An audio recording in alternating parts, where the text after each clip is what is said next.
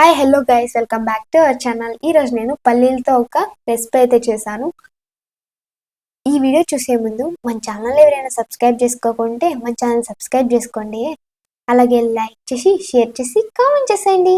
ఈరోజు నేను పల్లీలతో ఒక రెసిపీ చేశానని చెప్పాను కదా. ఈ రెసిపీ ఎవరైనా చేసేయచ్చు, చాలా ఈజీ ప్రాసెస్ అండి. ఇవి ఎవరైనా తినచ్చు, వయసు అయిపోయిన వాళ్ళు, పళ్ళు లేని వాళ్ళు కూడా, ఎందుకంటే ఇవి ఉడకపెట్టి చేసింటాం కాబట్టి.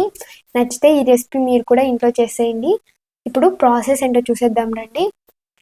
ముందుగా చిన్నగిత్తనాలని నైట్ కడిగేసి వాటర్ పోసేసి ఓవర్ నైట్ నానబెట్టేసేయండి. ఇవి ఓవర్ నైట్ నానబెట్టేసిన పల్లీలండి, బాగా నానేసాయి. ఇప్పుడు వాటర్ అన్ని పక్కకు పడేసి ఈ చిన్నగిత్తనాలు తీసుకొని ఒక కుక్కర్లోకి వేసేసుకుంటున్నా. ఇప్పుడు ఒక పెద్ద గ్లాస్ వాటర్ దీంట్లోకి పోసేసుకోండి.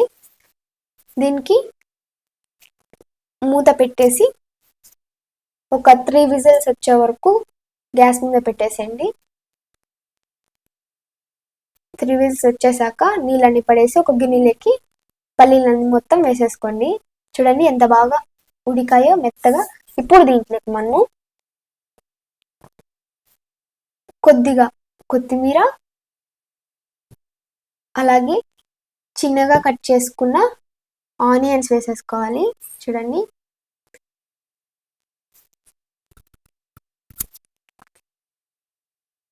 అలాగే ఒక చిన్న టమోటా చిన్నగా కట్ చేసి వేసుకుంటున్నా.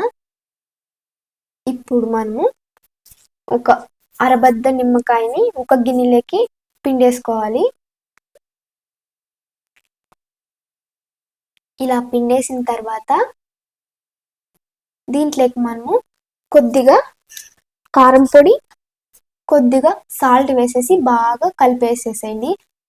ఎందుకంటే నిమ్మకాయలకి ఎందుకు ఉప్పు కారం వేసుకుంటున్నామంటే, డైరెక్ట్ కారం పొడి వేసేస్తే పల్లీలకి పచ్చివాసన వస్తుంది కారం పొడి, అందుకని అలా రాకూడదని నిమ్మకాయలకి ఈ కారం పొడి వేసేసి కలిపి దాంట్లోకి వేసేసుకుంటున్నా.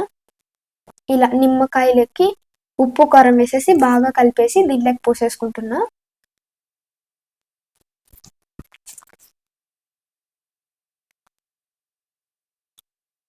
ఇప్పుడు వీటన్నిటిని బాగా మిక్స్ చేసేసుకోవాలి. అంతేనండి, చాలా ఈజీ అండి ఇది చేసేసుకోవడం. టేస్ట్ కూడా చాలా బాగుంటుంది. మీ ఇంట్లో కూడా చేసి పెట్టేయండి, మిమ్మల్ని మెచ్చుకోవాల్సిందే.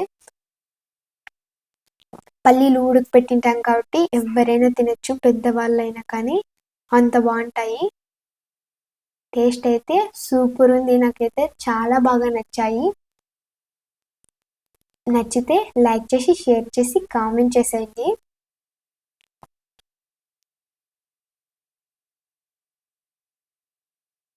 అలాగే మీ ఫ్రెండ్స్కి, మీ రిలేటివ్స్కి షేర్ చేసేసేయండి. Okay guys, bye.